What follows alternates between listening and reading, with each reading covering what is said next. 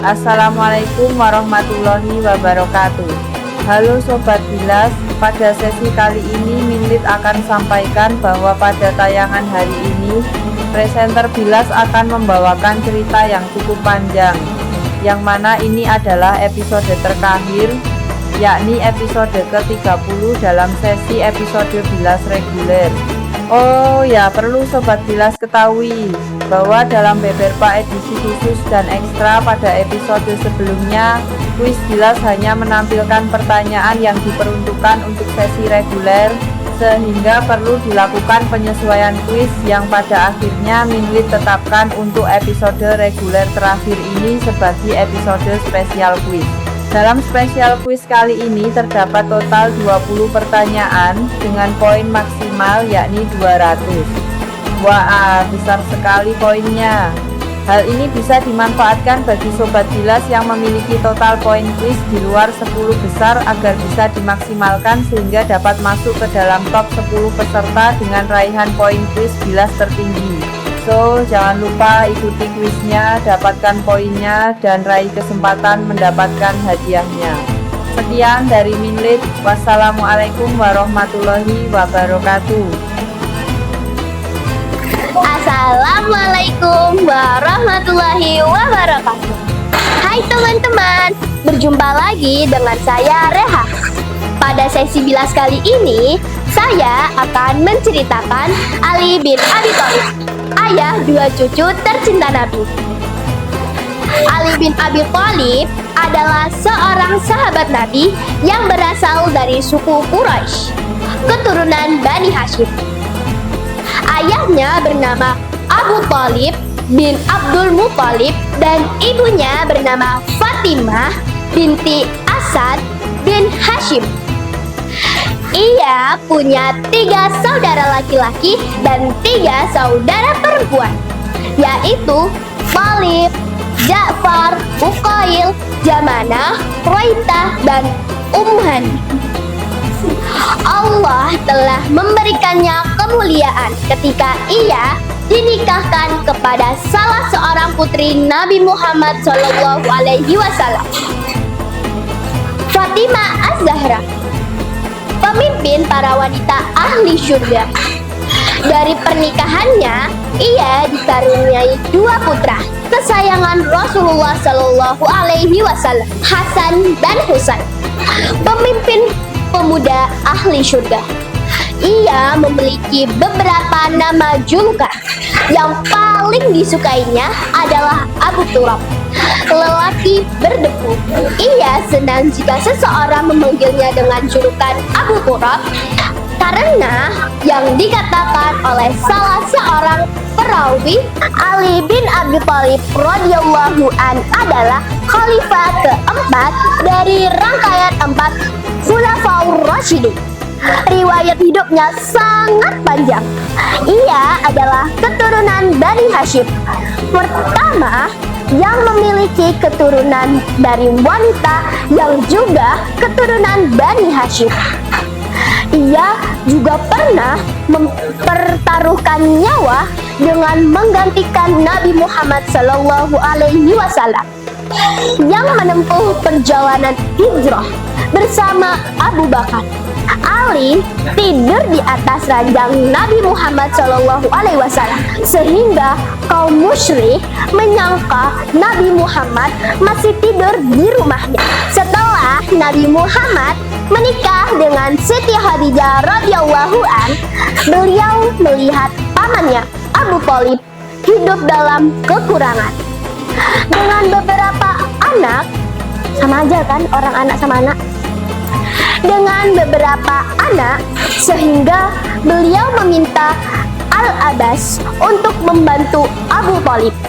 Nabi Muhammad bersepakat dengan Al-Abbas untuk berbicara kepada Abu Thalib.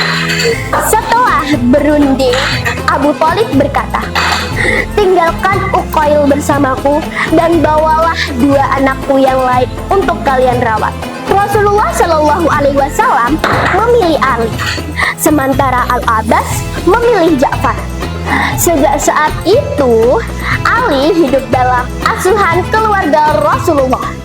Setelah Ali beranjak dewasa, Rasulullah menikahkannya dengan salah seorang putrinya yang bernama Fatimah Az-Zahra.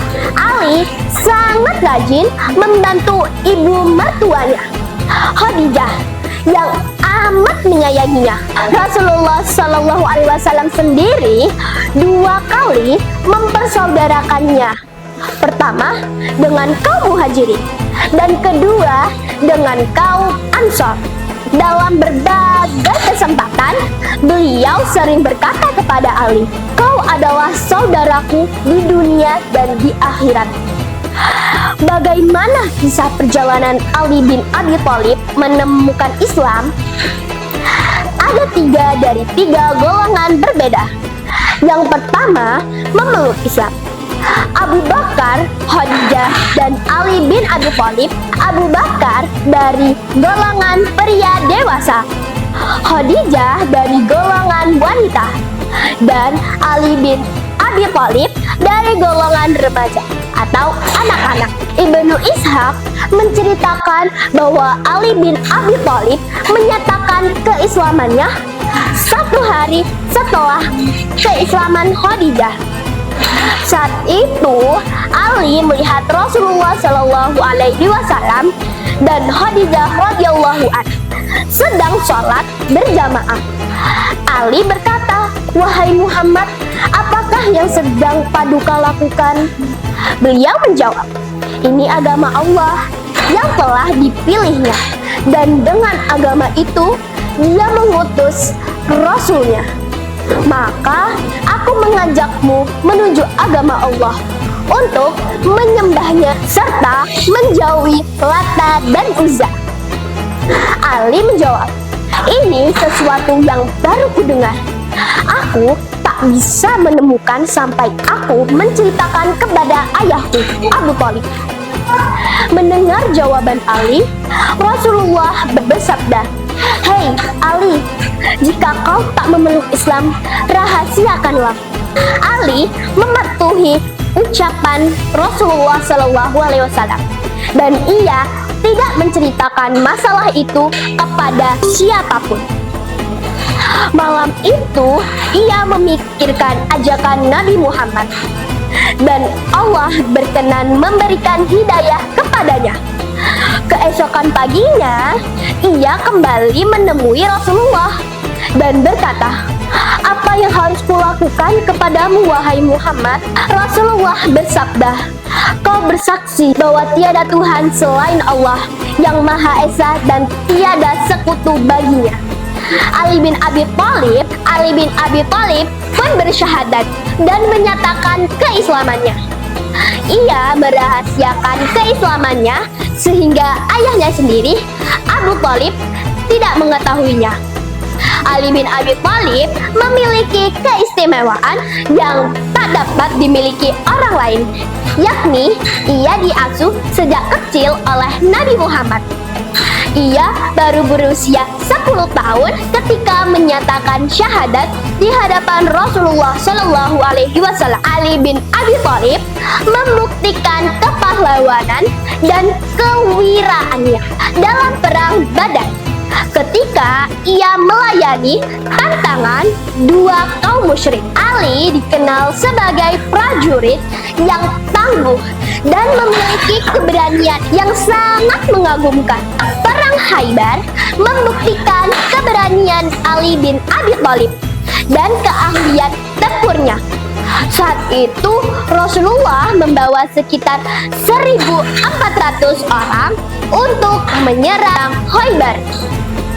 Mereka mengepung perkampungan Khaybar dan terus mencari peluang untuk menerobosnya. Salah satu benteng pertahanan mereka yang terkuat adalah benteng Qumush. Kaum muslim kesulitan untuk menerobosnya. Pada hari itu, Ali bin Abi Thalib terserang sakit mata ketika kaum muslim hampir berputus asa, Rasulullah bersabda membangkitkan semangat mereka. Besok, panji kaum muslim akan dipegang oleh seorang laki-laki yang dicintai Allah dan Rasulnya, dan ia mencintai Allah dan Rasulnya. Dialah yang membukakan kemenangan untuk kita. Para sahabat bertanya-tanya, siapakah yang akan mendapat perang mulia itu? Dan masing-masing berharap diri mereka lah yang akan memegang panji kemenangan. Kaum muslim, keesokan harinya Rasulullah memanggil Ali bin Abi Thalib yang masih sakit mata. Nabi Muhammad mengusap kedua matanya seraya berdoa kepada Allah Subhanahu wa Ta'ala.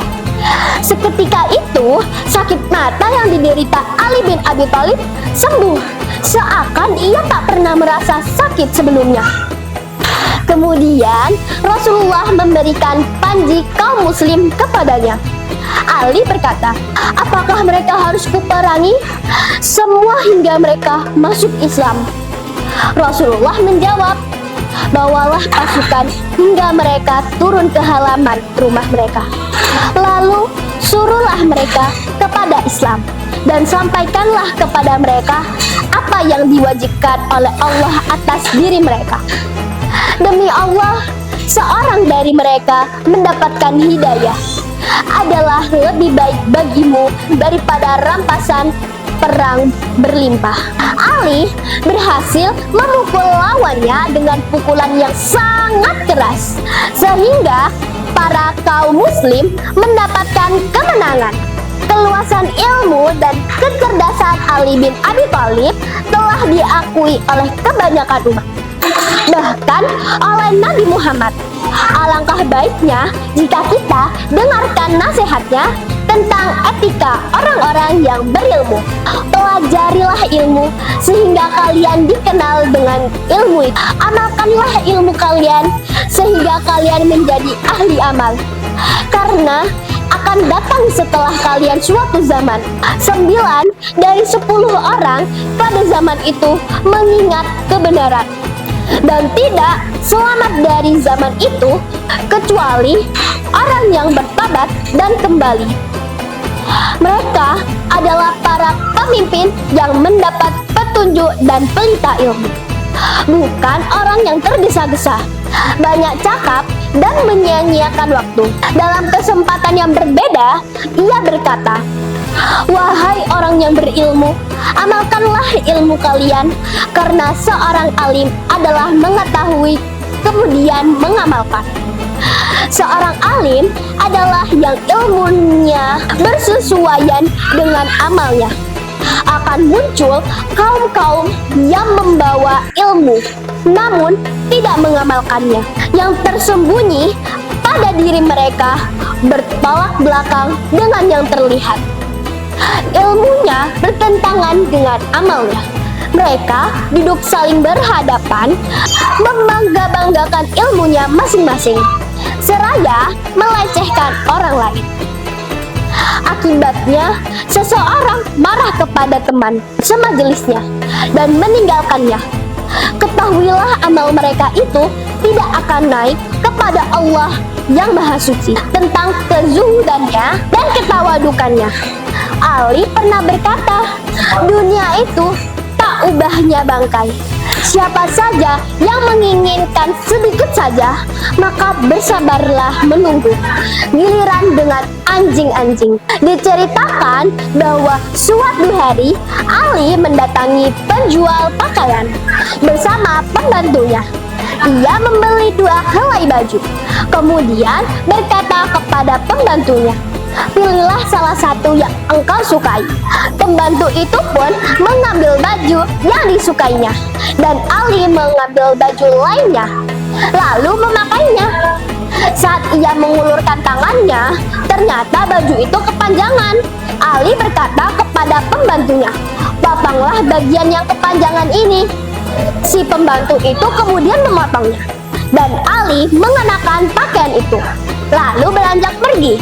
Ali bin Abi Thalib memiliki kedudukan yang istimewa di sisi Nabi Muhammad SAW yang membedakan dari para ahlul bait lainnya. Ali Ali bin Abi Thalib wafat pada 40 Hijriah. Jiwanya yang suci bersih menghadap Sang Pencipta. Semoga Allah merahmatinya. Demikian cerita yang saya sampaikan. Berjumpa lagi di sesi bilas berikutnya. Wassalamualaikum warahmatullahi wabarakatuh. Dadah.